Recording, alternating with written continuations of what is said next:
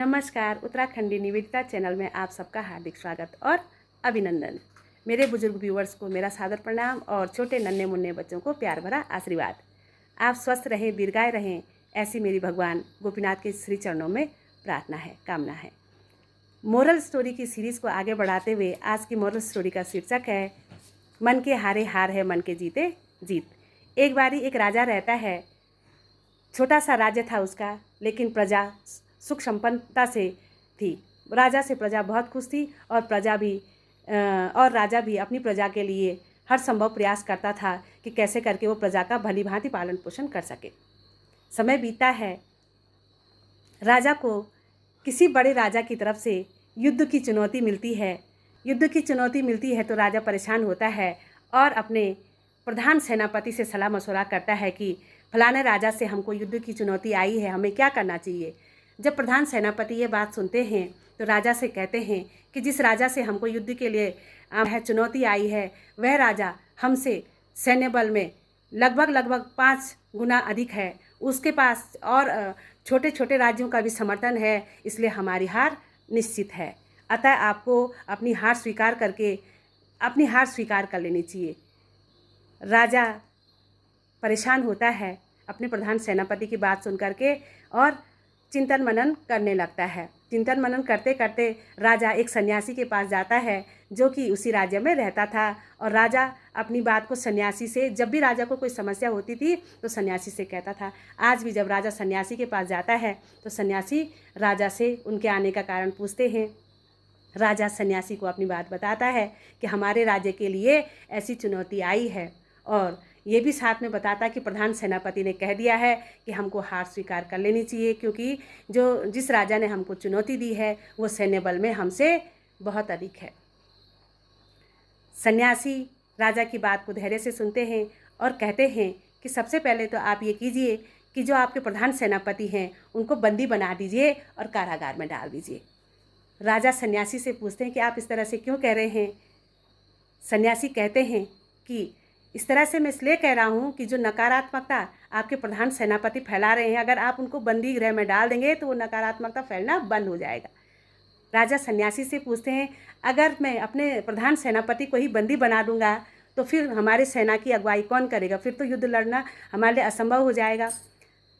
सन्यासी कहते हैं कि मैं आपके सेना की अगुवाई करूँगा, मेरे नेतृत्व में आप लोग युद्ध लड़ेंगे और हमारी जीत निश्चित ही होगी। राजा को मन में उम्मीद जगती है, क्योंकि राजा भी युद्ध में वो अपनी प्रजा के लिए जीतना चाहते थे।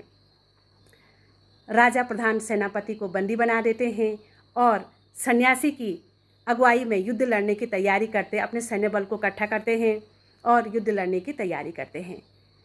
जब युद्ध के लिए राजा सन्यासी उनका सैन्य बल जा रहा था तो रास्ते में उनको एक मंदिर मिलता है। मंदिर मिलता है तो सन्यासी कहते हैं कि मुझे इस मंदिर में जाना है, ईश्वर से मुझे सिद्धियां प्राप्त हैं। मैं कुछ देर बैठ करके मंदिर में ईश्वर से बात करना चाहता हूँ, अपने विजय के लिए, अपनी जीत के लिए प्रार्थना करना चाहता हूँ, मैं सबके कल्याण के लिए प्रार्थना करना चाहता हूँ। राजा कहते हैं ठीक है, आप जाइए, मंदिर में जाइए।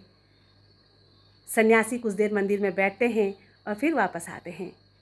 राजा कहते हैं क्या हुआ, क्या बात हुई। सन्यासी कहते हैं कि आज हम यहीं रुकते हैं रात को।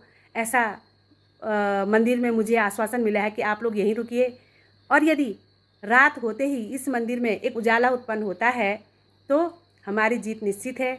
तो देखते हैं कि क्या होता है।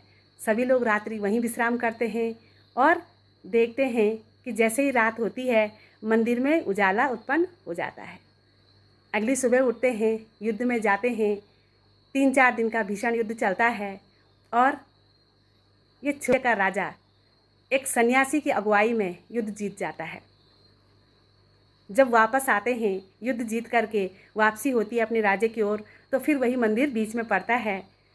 सैनिक कहते हैं कि अब हमें ईश्वर को हमारी जीत के लिए धन्यवाद देना चाहिए। सन्यासी से कहते हैं कि आपको फिर मंदिर में जाना चाहिए। सन्यासी बहुत ही सुंदर बात सभी सैनिकों से कहते हैं कि ईश्वर को तो धन्यवाद है ही है हमारी जीत के लिए, आप सबको, हम सबको भी धन्यवाद है, क्योंकि मन के हारे हार है, मन के जीते जीत। मंदिर में कोई उजाला नहीं उत्पन्न हुआ था, वो उजाला मैंने ही जलाया था। वो उजाला मंदिर में ही नहीं जलाया था, आप सबके मनों में जलाया था, आपकी जीत का उजाला। अगर आपने मन में उस दिन न ठाना होता कि हम जीत जाएंगे तो हमारी जीत असंभव थी, लेकिन केवल इसी बात से यह जीत हुई है कि आपने अपने मन में जो विल पावर, जो इच्छा शक्ति जगाई कि हमारी जीत हो गई है, उसी का कारण है कि आप लोग युद्ध में जीते हैं। कहानी बहुत छोटी, सीख बहुत बड़ी। मन के हारे हार है और मन के जीते जीत। इन्हीं शब्दों के साथ उत्तराखंडी निवेदिता चैनल में आप सबका बारंबार स्वागत। धन्यवाद।